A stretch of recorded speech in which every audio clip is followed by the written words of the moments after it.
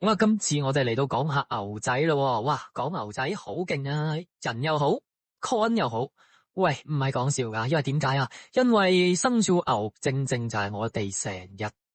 擺喺個心上面嘅 BTC。好啦，言歸正傳啊，時值丙午馬年啊，生肖牛咧係認為害太歲嘅年份啊，地支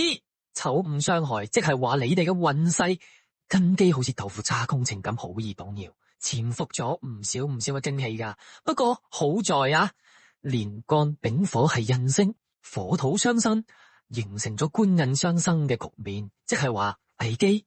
中間都會有機會啦，聽清楚啦，即係有危又有機啊！困境裏邊呢都會藏住咗貴人嘅。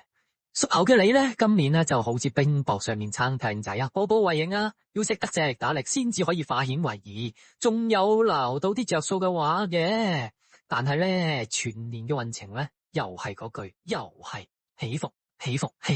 人際關係係重中之重啊！搞得好咧，就有貴人幫手；搞唔掂，隨時俾啲小人啊圍攻啊，即係 hater 多啦。好啦，講一講啦，屬牛嘅人今年2026年嘅事業運啦。咁啊，丙午馬年呢，呢個屬牛嘅事業上邊咧，會面臨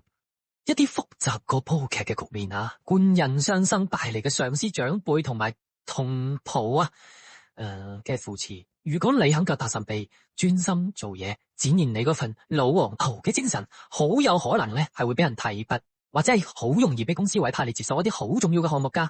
印星仲代表咗學習同埋思考嘅，今年呢好適合進修啦、考牌啦、提升技能啦、為以後鋪路啦。簡單啲講，持續進修增值啦。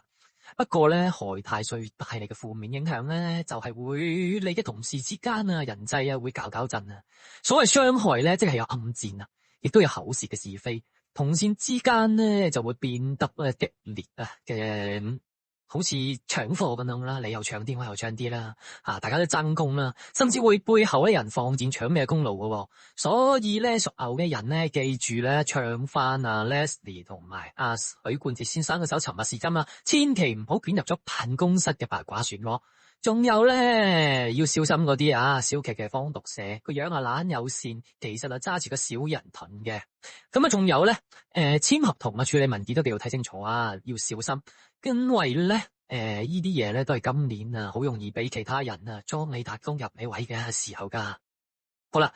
咁啊，創業嘅屬牛嘅人呢，喺2026-21年呢就易守唔不易攻，係咪先？內部管理咧好關鍵噶，要警惕同合夥人之間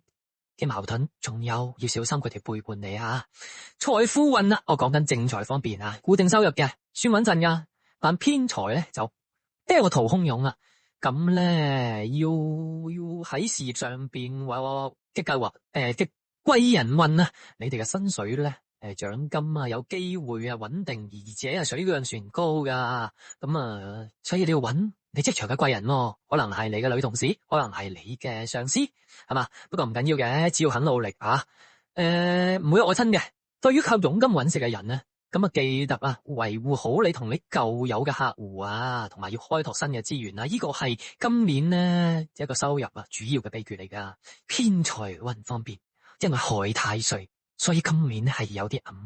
然無光嘅。今年絕對係唔適合高風險嘅投資，例如炒股票短線啦、虛擬貨幣炒作啦，好容易因為判斷錯誤而且聽到啲流料咧，就連沙都冇嘅。害太歲當方面咧，亦代表欺騙同埋圈套要特別提防各種各樣嘅金融詐騙。就算係熟人介紹你高回報嘅項目都唔好信唔好將自己跌入去一個財務嘅危機。理財咧應該以穩健保本為主儲錢或者係低風險嘅理財產品咧會更加好啲嘅今年咧都會有少少破財噶，咁一句講晒啦，都係穩手啦，係咪先？感情方面呢，今年屬牛嘅人都需要落啲心機經營啦，因為咧丑午相害直接衝擊到人同人之間嘅信任同和諧嘅。咁對於單身嘅牛嚟講咧，桃花係有着落嘅，但係其實多數咧都係虛幻嘅海市蜃樓可能會遇到啲傾得埋嘅對象咁但係亦都未必係你嘅真命天子嘅。咁千祈咧就唔好周圍去放閃，去亂咁去溝女識男仔要花多少少時間咧細心睇翻人哋到底對你人哋真心嘅先。有伴侶嘅牛仔牛女，係咪先？今年咧都會好多生活上邊嘅瑣事嘅，咁都會有啲摩擦嘅。要記緊啦，今年係要小心有第三者介入啊，或者係喺親友之間挑撥離間，係兩公婆啊啲三姑六婆啲嘢啊，係咪先？咁盡量安排多啲二人世界活動啊，等兩口子嘅感情可以再進一步。健康方面咧，害太歲影響都係唔講得笑嘅，好容易都係有焦慮啊，即係諗埋一邊啊，嗰啲咁嘅嘢嘅，咁所以都係我哋成日都講啊，